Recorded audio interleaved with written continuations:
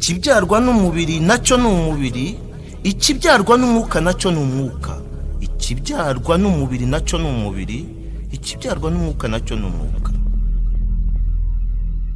Yesu ashimwe. Nitwa John BIZUMUREMYI, ndi umukozi w'Imana, ndi umuvugabutumwa bwiza, mbahaye ikaze mu ijambo ry'Imana. Imana ishimwe cyane. Ndashaka ko tuganira amagambo avuga ngo kubyarwa ubwa kabiri cyangwa kuvuka ubwa kabiri. Turasoma mu butumwa bwiza bwa Yesu bwanditswe na Yohana ibice 3, umurongo wa mbere kugeza ku murongo wa 7. Reka dusome mu izina rya Yesu. Haravuga ngo hariho umuntu wo mu bafarisayo witwaga Nikodemu, umutware wo mu Bayuda. Uwo yasanze Yesu nijoro aramubwira ati, Mwigisha, tuzi yuko uri umwigisha wavuye ku Mana, kuko ari ntawe ubasha gukora ibimenyetso ujya ukora keretse Imana iri kumwe nawe. Yesu aramusubiza ati, nukuri ndakubwira yuko umuntu utabyawe ubwa kabiri atabasha kubona ubwami bw'Imana. Nikodemu aramubaza ati, mbese umuntu yabasha ate kubyarwa akuze, yakongera agasubira mu nda ya nyina akabyarwa? Yesu aramusubiza ati, nukuri ndakubwira yuko umuntu utabyawe n'amazi n'umwuka atabasha kwinjira mu bwami bw'Imana. Ikibyarwa n'umubiri nacyo ni umubiri, n'ikibyarwa n'umwuka nacyo ni umwuka. Witangazwa nuko nkubwiye yuko bibakwiriye kubyarwa ubwa kabiri. Amen. Reka dusenge Imana kugira ngo twakire ijambo ry'Imana. Mana ishobora byose, Mana ifite ubutware n'imbaraga, turagushimiye kuko mu rukundo rwawe ariho twaboneye agakiza, mu rukundo rwawe niho wiyungiye natwe, uduha kuvuka ubwa kabiri kugira ngo duhinduke ibyaremwe bishya muri Yesu Kristo. Turagushimiye kubw'umwanya mwiza uduhaye ijambo ry'Imana. Ndasenze ninginga kugira ngo uryumva wese rimufashe guhinduka, kugira ngo abashe kuba ushaka kwaba we. Turagushimiye kuko ubana natwe muri uyu mwanya wose, kubw'izina rya Yesu Umwami wacu. Amen. Kubyarwa ubwa kabiri. Ahangaha dusomye inkuru z'umugabo witwa Nikodemu. Asa nk'udasobanukiwe iryo somo ryo kubyarwa ubwa kabiri. Dawidi muri Zaburi ya 51 umurongo wa 7 yavuze amagambo akomeye ati, dore naremewe mu gukiranirwa, mu byaha niho mama yambyariye. Dawidi uyu nubwo avuze ibi ngibi, ariko Imana yaramuhamije. Nubwo avuga ibi, ariko Imana iramuhamya. Iyo dusomye mu byakozwe n'intumwa ibice 13 umurongo wa 22, Imana igira iti, mbonye Dawidi mwene Yesayi, umuntu umeze nk'uko umutima wanjye ushaka. Imana yabonye muri Dawidi umutima ugoragoreka, umutima Imana igoragoza ukemera. Hari abantu bagira imitima itagoragoreka, imitima y'ubutagondwa, bamudakurwa ku ijambo, badashaka guhinduka nubwo babona ko ibyo barimo atari ukuri, ariko ntabwo bashaka guhinduka. Iyo ni imwe mu myitwarire igaragaza umuntu wa kamere. Nubwo Dawidi Imana imuhamirije, ariko harashaka kutwereka ishusho y'inkomoko yacu. Dore naremewe mu gukiranirwa, mu byaha niho mama yambyariye. Aho ngaho imico yaho n'ubwikunde, kwirebaho tutitaye ko hari abo twaba tubangamira, no kwishyirira imbere guhatanira icyubahiro, nubwo kukibona byaba bisaba ko hari abo dukandagiraho, bakomereka, bapfa, ariko kuko dusunikwa n'umutima wa kamere, ibyo ntitubyitaho. Icyangombwa nuko tugera ku cyo dushaka. Abameze batyo Pawulo abahamiriza yeruye ko batazaragwa ubwami bw'Imana. Inkomoko yacu naho ngaho, aho niho tuvuka. Aho gukunda kugira imbago, aho umujinya n'uburakari biba nka kire yacu ya buri munsi, aho gutsindwa no guca bugufi bihindurwa nk'ikizira. Imana idufashe kandi Imana itwiteho. Aho ubwoba buhinduka umugenga w'ubuzima bwacu, baraturoga byacitse, ntituramuka, ejo nzamera nte, nibyo tubamo. Ubwo nibwo buzima bw'umuntu utuye muri kamere. Aho indimi zacu zihora zishyushye, zirehariha kuvuga ikibi ku bandi. Aho gutsindwa no kugira intege nke kw'abandi biduhindukira inkuru y'ibyishimo. Imana itubabarire. Aho twumva twahora hejuru y'abandi, aho gutera imbere kw'abandi kudutera gusuherwa, aho guhigura imihigo no kwatura amashimwe bihindurwa iturufu dukoresha ducyurira abatuvuze nabi mu gihe twari mu ntambara z'uburyo butandukanye. Kandi tugahora twumva tutanyuzwe n'uko turi, nitwe dukeneye ubufasha, ibyiza byose bigirirwe kuri twe umuntu wa kamere. Niyo mpamvu Yesu yeruriye Nikodemu aramubwira ngo nimutavuka ubwa kabiri ntimubasha kubona ubwami bw'Imana. Nubwo mubwiriza, nubwo muririmba, nubwo mumaze igihe muri abigisha bemewe mu idini, ariko nukuri ndakubwira yuko nimutavuka ubwa kabiri ntimubasha kuragwa ubwami bw'Imana. Nikodemu yatsinzwe n'ijambo ry'Imana, ariko aribaza ni gute navuka ubwa kabiri? Nasubira mu nda ya mama nkavuka?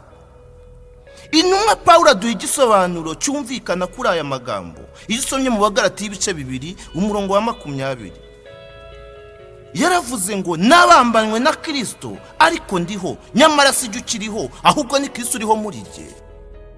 Ibyo nkora byose, ibyo nsigaye nkora, nkiriho nyuma yuko mbaye mushya, mbikoreshwa no gushakira inyungu Kristo wankunze akanyitangira. Imana ishimwe kuvuka ubwa kabiri. Reka turebe intambwe 5 zigize kuvuka ubwa kabiri. Iya mbere, kumva amagambo ya Kristo. Iya kabiri, kwizera. Iyo umaze kumva urizera. Iya gatatu ni ukwihana. Iyo umaze kumva ukizera urihana. Iya kane ni ukwatura. Hari abantu benshi batinya kwatura ibyaha, ariko ndakubwiza ukuri yuko intambwe ya kane kugira ngo ugere ku kigero cyo kuvuka ubwa kabiri ni ukwatura ibyaha no guhamya imirimo y'ibyakoretse muri wowe bivuye ku musaraba mu maraso y'umwami Yesu Kristo. Intambwe ya gatanu ariyo ya nyuma ni ukubatizwa. Kubatizwa birimo ibice 2, tuzabireba mu isomo ry'ubutaha. Izo ntambwe zigize kubyarwa cyangwa kuvuka ubwa kabiri, niba hari nimwe uburamo ntabwo uravuka ubwa kabiri. Imana itwiteho. Mu magambo magufi, kuvuka ubwa kabiri ntabwo ari ugusubira mu nda nk'uko uyu mwigisha wo mu Bayuda yabyibwiraga. Ntabwo ari uguhindura idini nk'uko dushobora kubitekereza. Si uburyo turirimba, si uko turamya, si uko dusenga, si ugusengera mu bice bitandukanye kenshi. Ntabwo bigaragazwa nuko tuba mu butayu kenshi no gushobora kuvuga amagambo menshi mu gihe dusenga. Ntabwo ariko kuvuka ubwa kabiri. Ahubwo ni ugupfa kwa wa muntu wa kamere ugengwa n'amahame y'imyitwarire ya hahandi muri kavukire, ukazuka uri umuntu mushya ugengwa n'amategeko y'umwuka. Ukazuka uri umuntu mushya ugengwa n'amategeko y'umwuka. Umuntu mushya wuzuye urukundo, wuzuye amahoro, umuntu mushya wuzuye kwihangana, wuzuye kugwa neza, wuzuye imbabazi, umuntu mushya wishyira mu mwanya w'abandi. Ibyo mushaka ko babagirira aba ari byo namwe mubagirira. Iryo ni itegeko ry'Imana. Uvuga iby'ukuri nk'uko biri mu mutima we, utabesheresha abandi ururimi rwe, udashyushya inkuru y'umuturanyi we, umuntu mushya. Aba Dawidi yabavuzeho ati nibo bazatura ku musozi wera w'Imana. Iyo usomye muri Zaburi ya 15 umurongo wa 1 kugeza ku wa 3. Badaharanira inyungu zabo bwite, baharanira inyungu z'uwabahamagaye. batareba ku byanonaha gusa, ahubwo barenza amaso ibiriho bakareba ibisaza. Badakorera gushimwa n'abantu gusa kuko bizeye ko bafite umugenzuzi mukuru ubareba naho abantu baba batabasha kubareba. Abo mu Baheburayo hatubwira ibyabo neza. Bibiliya bavugaho igira iti abameze batyo Imana ntikorwa n'isoni zo kwitwa Imana yabo kuko yabiteguriye umudugudu. Imana ibaha umugisha. Dusoreje aha igice cya mbere cy'iri somo, kuvuka ubwa kabiri. Igice gikurikira tuzasobanura intambwe ku yindi, tunarebe n'iki kuvuka ubwa kabiri bimaze muri ubu buzima bwa none. Muhabwe umugisha n'uhoraho, naho ubutaha turabakunda. Ukeneye gutanga inyunganizi cyangwa kugira icyo asobanuza, andika hasi muri komantere cyangwa uduhamagare kuri telefone 07 88 77 43 39. Ushobora no kutwandikira kuri email thevoicedelord40@gmail.com. Muhabwe umugisha n'uhoraho. Amen.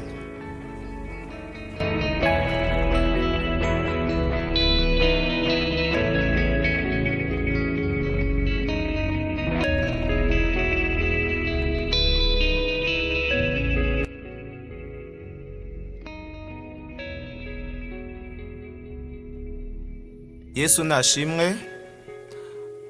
Reka tuganire ijambo ry'Imana. Igice cya kabiri cy'isomo rivuga kuvuka cyangwa kubyarwa ubwa kabiri. Turasoma ijambo ry'Imana mu gitabo cy'Itangiriro ibice 6 n'umurongo wa 3. Itangiriro ibice 6 umurongo wa 3. Handitse ngo, Uwiteka aravuga ati umwuka wanjye ntazahora aruhanya n'abantu iteka ryose kuko ari abantu b'umubiri.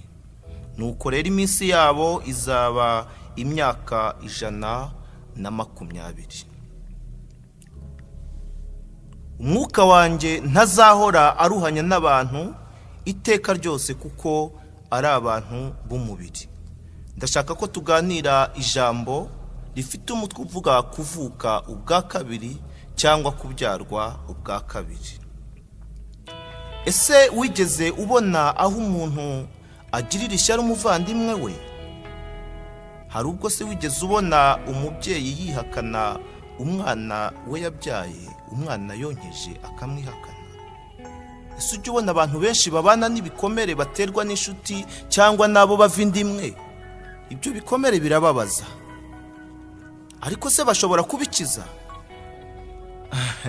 Amakimbirane menshi aba mu bantu aterwa nuko abantu banze kuvuka ubwa kabiri, banze kuva muri kamere ngo babyarwe n'Imana, baba abana b'Imana. Tujya mu nsengero, twuzuye mu madini atandukanye, abigisha, abaririmbyi, abaramyi, amazina atandukanye, ariko kuvuka ubwa kabiri byabaye bigoranye. Bituma abantu bahitamo kuba mu madini ariko badashaka kwitwa abana b'Imana. Reka rero turebe igice cya kabiri cy'iri somo, kuvuka ubwa kabiri. Nguhaye ikaze mu ijambo ry'Imana, kubyarwa ubwa kabiri. Hano Imana iravuze iti ntabwo umwuka wanjye azahora aruhanya n'abantu iteka ryose kuko ari abantu b'umubiri. Bisa nkaho Imana ivuze ngo wenda byari nabyihanganira kuba naruhanya n'abantu kuko batabaye abanyamubiri, naba mfite ibyiringiro ko bashobora kuba bahinduka, ariko kuko ari abanyamubiri Imana irarebye isanze batahinduka. Ahangaha Imana iravuze iti ntabwo umwuka wanjye azahora aruhanya n'abantu iteka ryose kuko ari abantu b'umubiri. Umuntu w'umubiri aruhanya mu buryo bumwe cyangwa ubundi. Imana hano isa nkaho itanze itangazo iti ntacyo bikimaze, nta musaruro bigitanze, ko umwuka wanjye akomeza kuruhanya n'abantu. Impamvu kuko ari abantu b'umubiri. Imana idufashe cyane. Barumva ariko ntibashaka guhinduka, barareba ariko ntabwo bashaka guhinduka. Bakora icyaha kimwe bakiyongeza ikindi, bahora bashyirwa mu kaga n'ingaruka z'ibyaha bakora, ariko kuko ari abantu b'umubiri ntibashaka guhinduka. Abo Bibiliya ibita abapfapfa. Iyo usomye mu gitabo cy'imigani, imigani ya Salomo, ibice 27 umurongo wa 22, hari amagambo agira ati: nubwo wasekurisha umupfapfa umuhini ntusekure ingano, ubupfu bwe ntibwamushiramo. Abantu b'umubiri. Imiryango iraterana ikabagira inama, ariko ntabwo bashobora guhinduka. Inshuti, abakoresha, bose bakagerageza.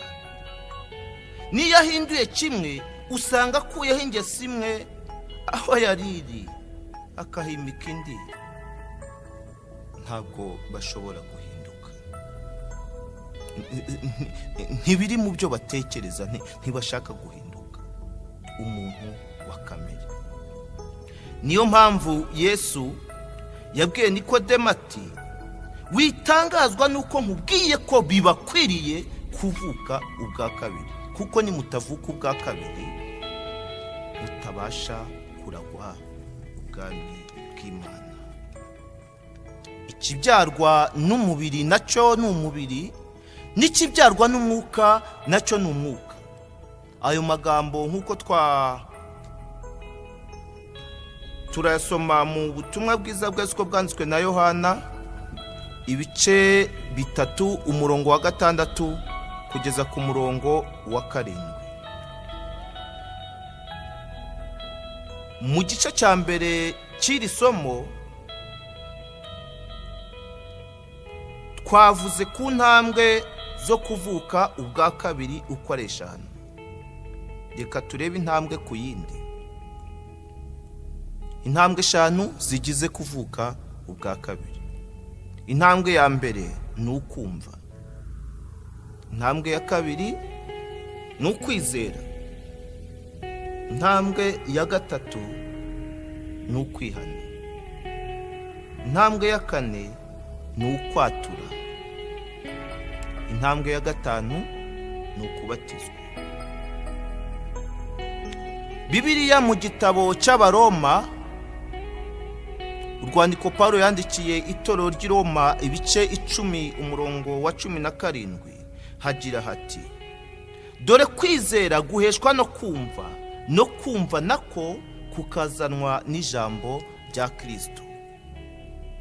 Kugira ngo umuntu akizwe, ahangaha ngira ngo nsabe ko ankurikira neza, kuko nagiye numva abantu benshi bajya impaka z'amagambo ngo nta gukizwa kubaho, ngo nta muntu w'umurokore ubaho, ngo umuntu ashobora kuvuga ngo ndakijijwe, ngo umuntu ashobora kuvuga ngo ndi umurokore,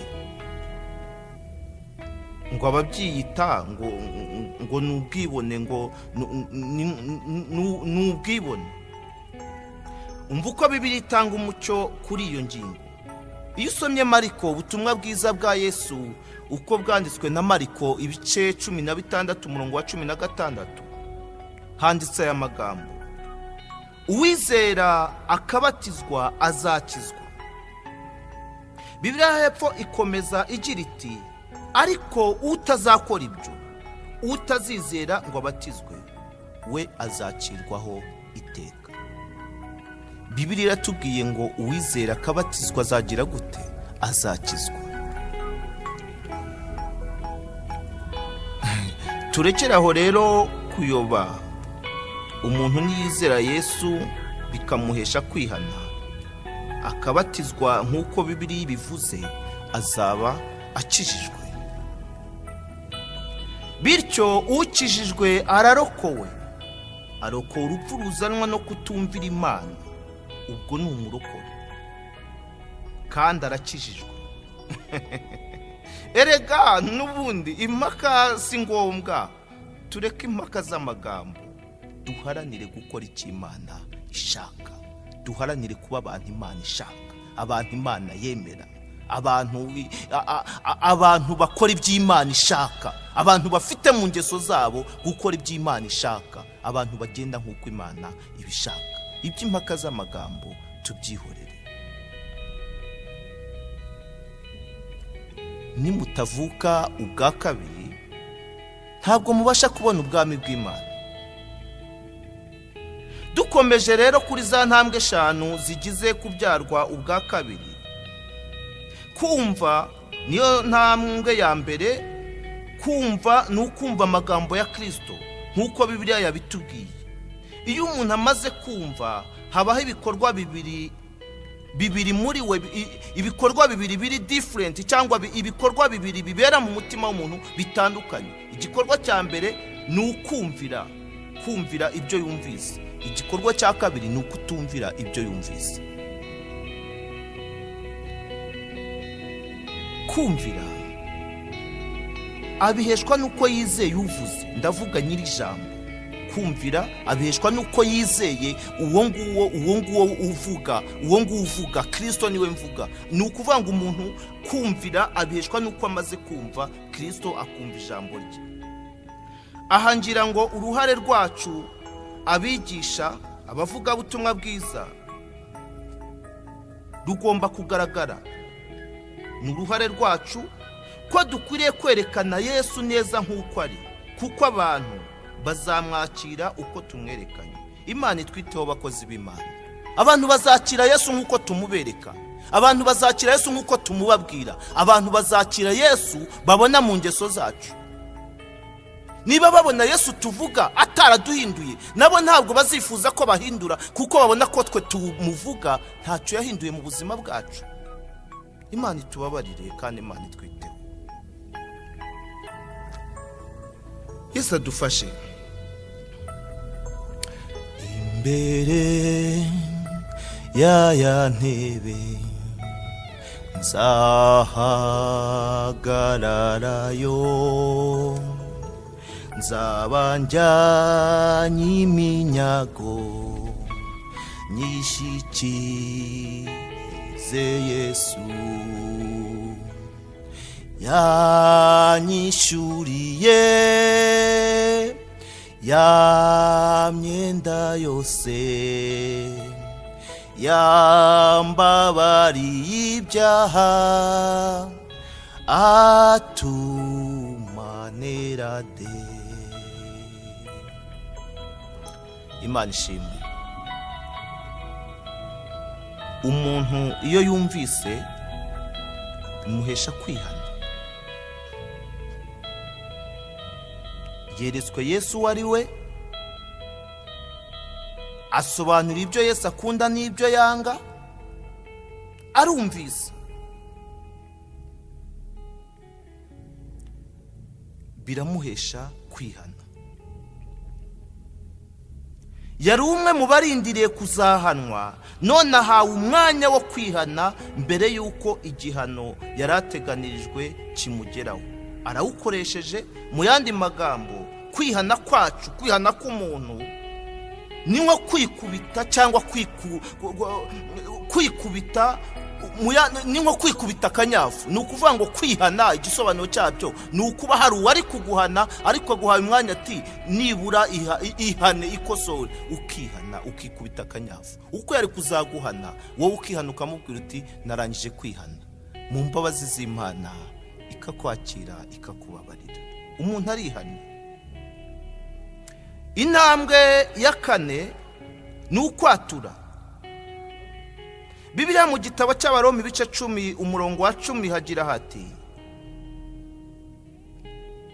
kuko umutima ari w'umuntu yizeza akabarwaho gukiranuka, kandi akanwa akaba ariko yatuza agakizwa. Umutima ni w'umuntu yizeza, akizera kuko yamaze kumva ijambo rya Kristo, akamwizera, yamara kumwizera bikamuhesha kwihana, akavuga ati sobanukiwe imiterere ya Kristo, akihana akamusanga. Umutima ni w'umuntu yizeza Kristo, hanyuma akanwa kagakoresha yatura. Iyo amaze gukora ibyo arakizwa. Imana ishimwe cyane. Ahandi intumwa Yakobo abishimangira agira ati mwaturirane ibyaha byanyu kugira ngo mukizwe. Yakobo ibice 5 umurongo wa 16. Kwatura dushobora kubishyira mu bice 2. Igice cya mbere ni ukwatura ibyaha nk'uko Yakobo abivuze. Hanyuma igice cya kabiri ni ukwatura cyangwa guhamya ibyakoretse muri wowe. Kwatura ugahamya mu bandi ibyakoretse mu buzima bwawe, kubera ko wamaze kwakira Yesu nk'umwami n'umukiza wawe. Gutanga ubuhamya, kwemera Yesu no kumuhamya mu bataramumenya, kwemera Yesu no kumuhamya mu bo mwagendanaga mu ngeso mbi, kwemera Yesu ukaba wabihamya no mu bandi ukavuga uti Yesu naramwemeye. Ibyo tubisanga mu butumwa bwiza bwa Yesu ko bwanditswe na Mariko ibice 8 umurongo wa 38. Yesu yavuze amagambo akomeye, aravuga ngo rwose umuntu uzagira isoni zo kumpamya muri iki gihe kigoye cy'ubusambanyi. Yesu aravuga ngo nanjye bizantera isoni kumuhamiriza imbere ya Data. Umuntu uzagira isoni zo kumuhamya muri iki gihe kigoye, muri iki gihe ibyaha bikabije kuba byinshi, muri iki gihe ubusambanyi ari bwinshi, muri iki gihe ubujura ari bwinshi, muri iki gihe abantu bose abantu biyitirira Imana ariko badashaka guhinduka uko Imana ishaka, muri iki gihe abantu bose banejejwe no gukorera Imana ariko kuyikurikira batabishaka. Uzagira isoni zo kumuhamya muri iki gihe kigoye gutyo, nawe bizamutera isoni zo kumuhamya imbere ya Data. Intambwe ya 4 ni ukubatizwa. Bibiliya itwereka umubatizo mu bice 2. Igice cya mbere ni umubatizo w'amazi, igice cya kabiri ni umubatizo w'Umwuka Wera. Kubatizwa mu mazi menshi ni ikimenyetso cy'uko umuntu wa kamere ugengwa n'amategeko ya kamere apfuye. Iyo bakubatije mu mazi ni ikimenyetso cy'uko umuntu wa kamere muri wowe apfuye. Wa muntu ubatijwe akaba azutse ari umuntu mushya ugengwa n'amategeko y'umwuka. Mu magambo yumvikana, kubatizwa ntacyo bimaze ngo uhinduke, ahubwo habatizwa umuntu wihamiriza ko yamaze kwihana, adafite gukiranirwa imbere y'Imana. Niyo mpamvu Yesu yabwiye Yohana ubwo yaramusanze ngo amubatize. Yohana arashidikanya ku mpamvu itumye Yesu amusanga ngo amubatize, ariko Yesu aramubwira ngo emera ubikore kuko ari byo bidukwiriye kugira ngo dusohoze gukiranuka kose. Matayo ibice 3 umurongo wa 15. Birumvikana neza, iyo umubatizo ubukuraho ibyaha, Yesu ntabwo aba yarasanze Yohana umubatize ngo amubatize, ahubwo aramubwiye ngo bikore kugira ngo dusohoze gukiranuka kose. Mu yandi magambo, umuntu ubatizwa ni umuntu wamaze kwizera, wamaze kumva ijambo rya Kristo.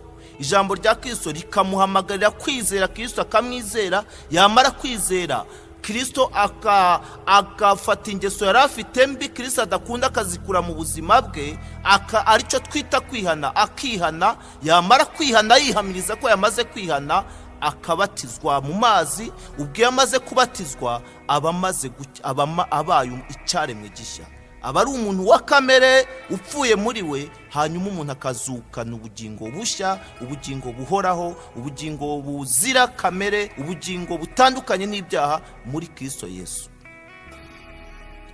Ni ugupfa muri kamere, umuntu akazuka mu buryo bw'umwuka. Igice cya kabiri ni ukubatizwa mu mwuka wera. Kubatizwa mu mwuka wera ni ikimenyetso cy'uko Imana itwemera ko turi abana b'Imana. Mu magambo yumvikana, Imana idushyiraho ikimenyetso cy'umwuka wera nko guhamya ngo uyu muntu ntakiri umwe wa kamere, ahubwo yabaye mushya muri Kristo Yesu. Ntakiri uw'isi, ahubwo yabaye umwana w'ijuru. Ni uwacu mu ijuru, turamuzi, turamwemera. Imana idushyiraho ikimenyetso. Imana idushyiraho ikimenyetso. Imana igushyiraho ikimenyetso, nshuti y'Imana unkurikiye muri aka kanya. Imana igushyiraho ikimenyetso cy'ubutsinzi. Imana ni igushyiraho ikimenyetso cy'ubugingo bushya. Imana ni igushyiraho ikimenyetso cy'ubuzima. Imana ni igushyiraho ikimenyetso. Imana ishimwe cyane. Ikimenyetso. Mwuka wera ni ikimenyetso dushyirwaho n'Imana iduhamiriza ngo uyu muntu abaye icyaremwe gishya, yandukuwe mu gitabo cya Satani, yandukuwe mu gitabo cy'imirimo mibi, yanditswe mu gitabo cy'abana b'Imana. Reka nkwifurize ngo Imana igushyiriho ikimenyetso cyane. Mwuka wera ni ikimenyetso cy'uko turi abana b'Imana. Mwibuke ko Yesu nawe amaze kubatizwa, Yohana amaze kumubatiza, umwuka wera yamujeho mu ishusho y'inuma, maze ijwi rivugira mu ijuru riti, ni wowe mwana wanjye nkunda, nkakwishimira. Luka, ubutumwa bwiza bwa Yesu uko bwanditswe na Luka, ibice 3, umurongo wa 20.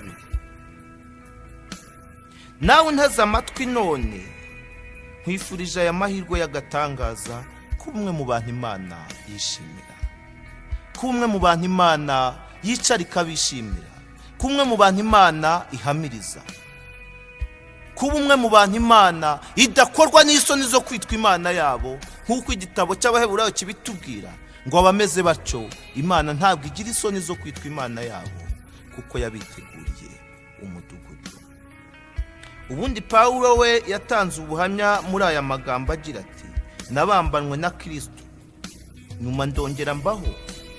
Ariko sinaba ari cyo kiriho wa Pawulo wa mbere, ahubwo ni Kristo uriho muri Pawulo. Mu yandi magambo, Pawulo wa mbere yarapfuye, Pawulo wa kamere, Pawulo wo mu bwoko bunaburiya, Pawulo ureba ubwoko bunaburiya, agenda areba ubwoko. Pawulo wa mbere yarapfuye. Aravuga ngo ibyo nsigaye byose nkora nkiriho mu mubiri, mbikoreshwa no kwizera umwana w'Imana wankunze akanyitangira. Singikoreshwa n'ikindi, mbikoreshwa no kwizera Yesu Kristo. None ntimujya mubona ikimenyetso cy'umusaraba ku nsengero? Ubundi umusaraba uzawusanga ahantu hatatu. Ntabwo mvuga umusaraba w'ibara, ndavuga umusaraba. Ahambere ni kumva ku gituro, aha kabiri ni ku nsengero, aha gatatu ni ku myenda y'abihaye Imana, abakozi b'Imana. Ubundi igisobanuro ni iki? Igisobanuro cy'umusaraba ni ukuvuga ngo hano harimo umuntu wacu wapfuye yizera. Burya iyo nicyo gisobanuro, ni ukuvuga ngo hano hantu harimo umuntu wacu wapfuye, ariko yapfuye yizera. Ntabwo yapfuye nk'abandi, ahubwo yapfuye afite kwizera. Ni ukuvuga ngo uyu muntu rero nubwo agenda ariko yarapfuye. Abantu barimo hano barapfuye. Ko numva baririmba, ko numva se babwiriza, bararirimba ariko babanje gupfa. barabwiriza ariko babanje gupfa, barayobora ariko babanje gupfa. Byagombye kuba ari uko biri, byagombye kuba ari uko bimeze. Buri ubundi ntabwo abashinzwe umutekano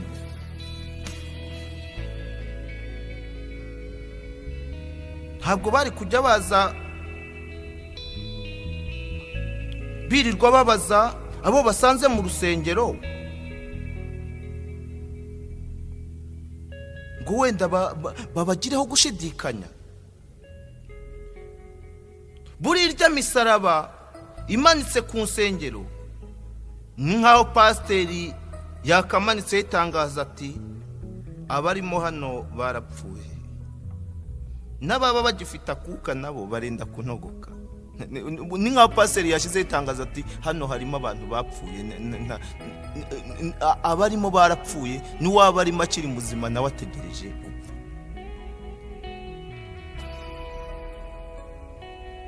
Bityo bikaba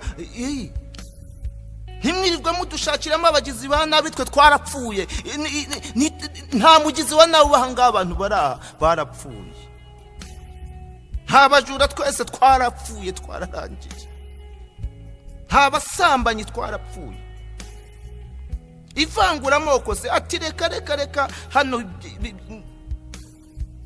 byibagora, twebwe twarapfuye. Nta ruswa se mu gutanga imirimo ati reka itangazo dore hamanitseho umusaraba, abarimo hano barapfuye, ntibarya ruswa, barapfuye. Ntabigwizaho imitungo banyereza ibya rubanda, reka dore itangazo, barapfuye. Niko bikimeze. Reka da, ingorane zikomeye mu isi, ingorane zikomeye, akaga kagoye isi. Abantu barabikurikiranye bamenya ko muri za nzu, muri za nsengero, hahandi hamanitseho imisaraba, ikimenyetso cy'uko abarimo bapfuye, bamenya ko nyiraho yashoyemo imari. Bamenya ko harimo ubutunzi bukomeye, bamenya ko hameze nk'umurima uhishwemo izahabu. Bibaza uburyo bageramo ngo babashe kugira icyo bikuriramo. Babikoreye inyigo.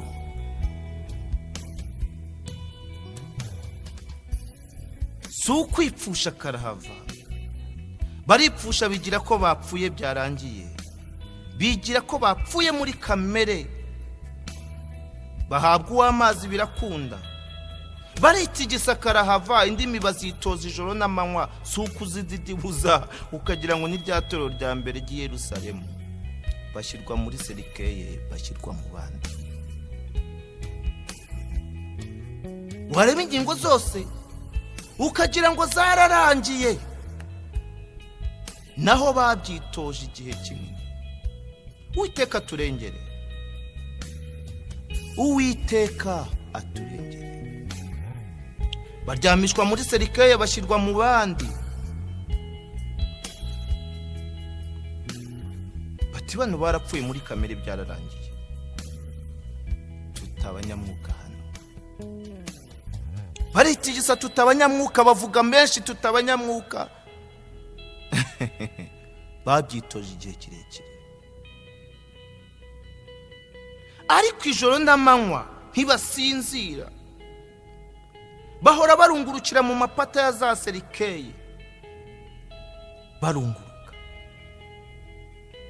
bararunguruka.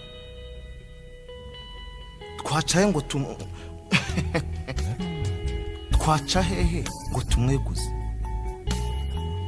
bararunguruka, barunguruka ariko iriya modoka buriya yayikuye hera, bakarunguruka mu mapata. Ngo wabonye igitenge mukakanaka yambaye umunsi, bahora barunguruka mu mapata ya serikeye. ntabwo kamere zabo zapfuye, n'ibyo bitoje binjizwa mu bandi. Imana itwiteho. Nta kuvuka ubwa kabiri. Nose serikeye zirakomana, wajya kureba ukabona zirisunika ziva mu myanya yazo zijya mu yindi.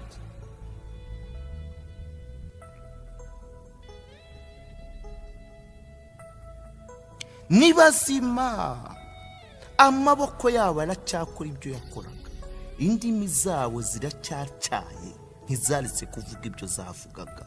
Ubwonko bwabo imibare yabubanye myinshi.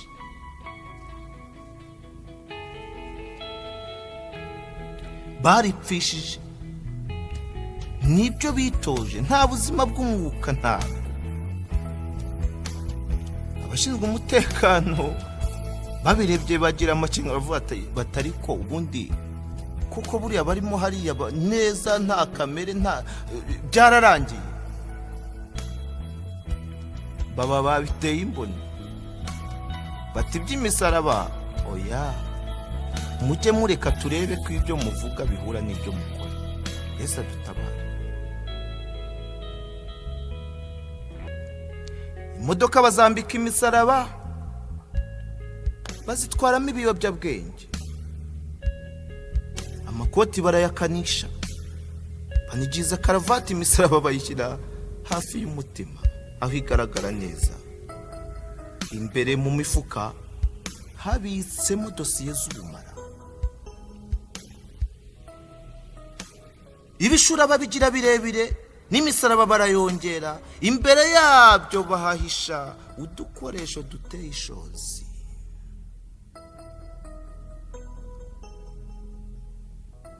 Turashaka kuba mu nsengero ariko ntidushaka guhinduka abana b'Imana. Yesu atubabarire. Yesu atubabarire. Turashaka kwitirwa Kristo ariko ntabwo dushaka gusa nawe. Turashaka ko indimi zacu zimuvuga cyane ariko ntabwo dushaka kuvuga nk'uko yavugaga.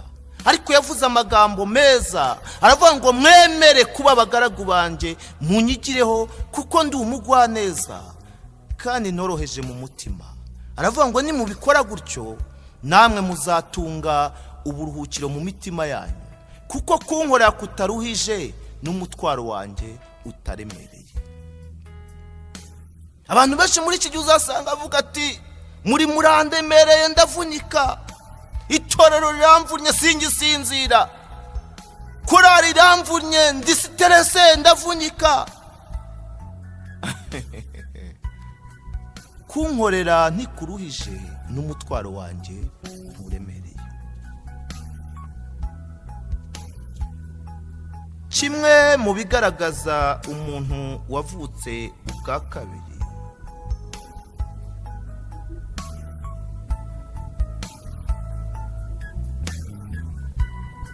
ni ukwishyira mu mwanya w'abandi.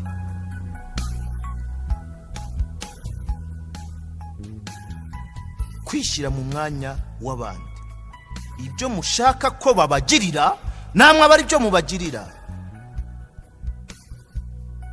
Icya kabiri ni ukutamaranira icyubahiro, ahubwo ugaharanira ko imigirire yawe yubahisha Imana.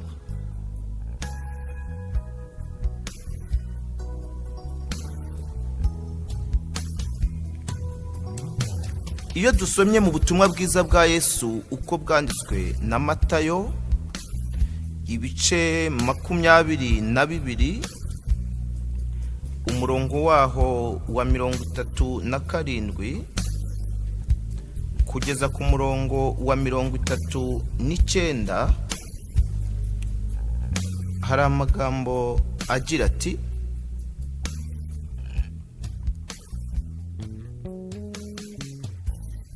nawe aramusubiza ati, ukundisha Uwiteka Imana yawe umutima wawe wose n'ubugingo bwawe bwose n'ubwenge bwawe bwose. Iryo ni ryo tegeko rikomeye ry'imbere. N'irya kabiri rihwanye n'iryo ngiri, ukunde mugenzi wawe nk'uko wikunda. Umurongo wa 40 ugira uti, muri ayo mategeko yombi, amategeko yose n'ibyahanuwe niyo yuririraho. Kwishyira mu mwanya w'abandi. Irya kabiri, kutishakira icyubahiro ahubwo ukagishakira uwaguhamagaye. Kutishakira icyubahiro ahubwo ugashakira icyubahiro Imana. Ayo ni amategeko abiri. Yesu yabwiye abafarisayo ngo amategeko y'Imana nayo ngayo. Paulo yabivuzeho agira ati, ibyo nsigaye byose nkora nkiriho mu mubiri mbikoreshwa no kwizera umwana w'Imana wankunze akanyitangira. Abagalatiya ibice 2 umurongo wa 20.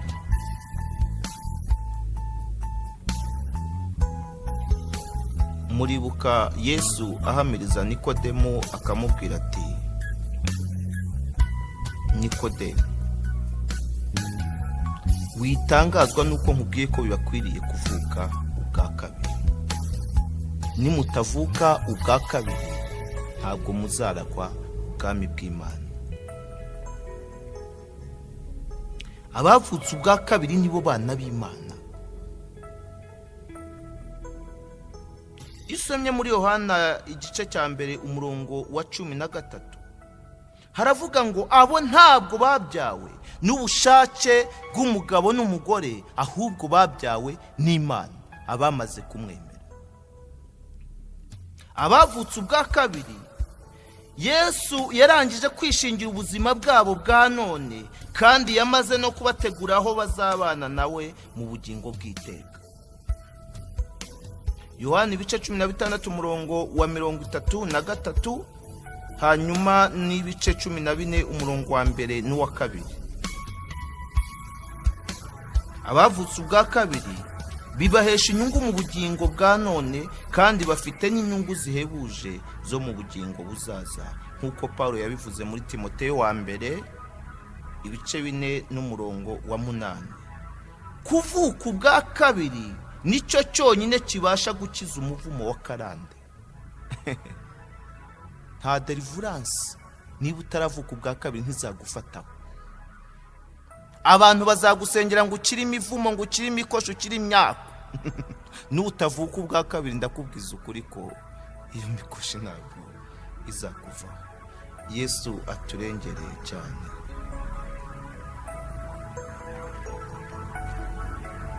Kuvuka ubwa kabiri nicyo cyonyine gituma umuntu atunga amahoro nyayo mu mutima.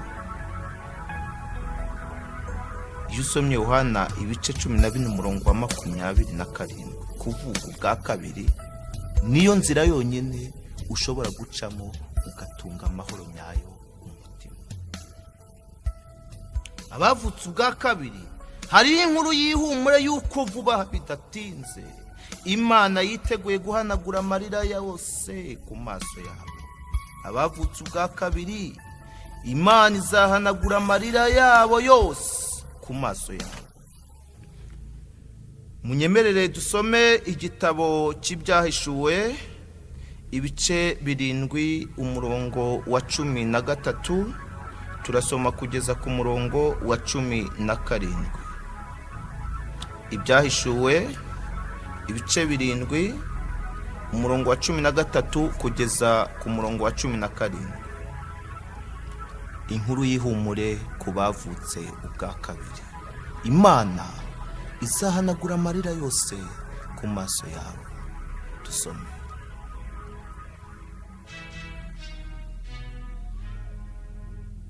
Umwe muri ba bakuru arambaza ati, aba bambaye ibishura byera ni bande kandi bavuye he? Ndamusubiza nti, mwami wanjye, ni wowe ubizi. Arambwira ati, aba ni abavuye mu urya mubabaro mwinshi, kandi bambesha ibishura byabo babyejesha amaraso y'umwana w'intama.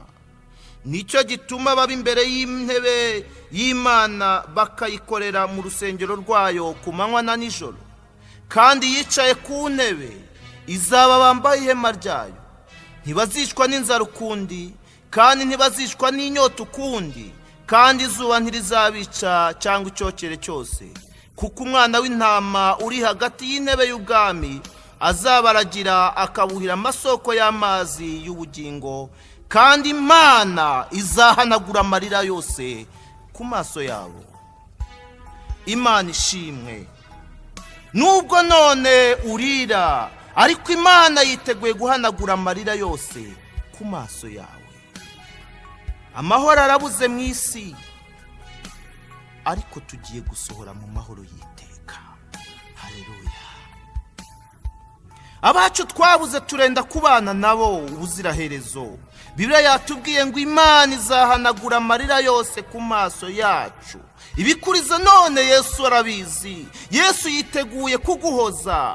Akira inkuru y'ihumure, akira amahoro Yesu atanga. Yesu ashaka kuguha amahoro. Imana ishimwe, Imana ishimirwa amahoro itanga. Imana ishimirwa agakiza yaduhaye. Imana ishimirwa ko yemeye ko nitwizera tukabana bayo tuzatunga amahoro. Yesu yaravuze ngo ndabaha amahoro, kandi ntabwo ntanga nk'uko abisi batanga. Aravuga ngo amahoro mbaha nta muntu ubasha kuyabaka. Aravuga ngo amahoro mbahereza nta muntu ubasha kuyabaka. Aravuga ngo amahoro mbasigiye nta muntu ubasha kuyabaka. Akira amahoro Imana itanga mu izina rya Yesu. Akira amahoro mu buzima bwawe. Gendana amahoro mu buzima bwawe. Gendana n'Imana mu buzima bwawe. Saba Yesu akwiyereke. Yesu azana ukuboko kwe akuremera amahoro. Yesu azana ikiganza cye kikuremera amahoro. Akira amahoro Imana itanga. Akira umunezero w'Imana. Akira ibyishimo biva ku Mana. Akira gutabarwa. Akira ubutsinzi buva mu kunesha kwa Yesu. Imana ishimwe cyane. Ukeneye kuvuka ubwa kabiri ukaba icyaremwe gishya. Ukeneye ko Yesu yakwishingira ubuzima bwawe. Ukeneye ko Yesu yakwiyereka. Ukeneye ko Yesu yagendana nawe mu buzima bwawe bwa buri munsi. Emera uzamura ikiganza cyawe aho uri dusenga Imana. Yesu aragukunda. Yesu aragukunda. Yesu aragukunda. Yesu aragukunda. Yesu aragukunda. Zamura ikiganza cyawe dusenga Imana. Imana ikwakire mu bana bayo. Imana niyakire ubugingo bwawe. Imana nikwandike mu gitabo. Imana niyandike izina ryawe mu gitabo cy'abana bayo. Reka dusenge. Reka dusenge. Tuza umutima dusenge. Tuza umutima dusenge. Tuza umutima dusenge. Tubwire Imana yandike izina ryawe mu gitabo cyayo cy'ubugingo. Imana ibaha umugisha. Mana ishobora byose, ndagushimiye kubw'ijambo ryawe ryiza. Ngushimiye ko wemeye ko tuba abana bawe. Ngushimiye ko watwemeye.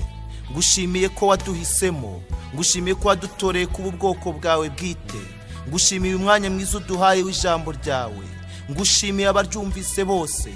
Ngushimiye abaritegeye amatwi bakemera kuryakira. Niyo mpamvu usengeye umuntu wese uryakiriye kugira ngo umwakire, wakire ubuzima bwe, wakire iminsi ye yo kubaho, umwakire ugendane nawe, wemere gukorana nawe, wemere guturana nawe, wemere kugendagenda nawe aho agenda hose. Imbaraga zawe zimubeho. Akira bemeye bose kwakira ijambo ryawe nk'uko isezerano ryawe ribivuga. Abakwemeye bose bakizera izina ryawe ubaha kuba abana b'Imana. Ndagushimiye kuko wakiriye imitima y'abumvise ijambo ryawe bose, kandi biri mu mugambi wawe mwiza. Uhabwe icyubahiro kuko usobanura ijambo ryawe abaryumva bose rikabaremamo umutima w'ibyiringiro kuzabana nawe ubuziraherezo. Tubisabye twizeye mu izina rya Yesu Kristo umwami wacu.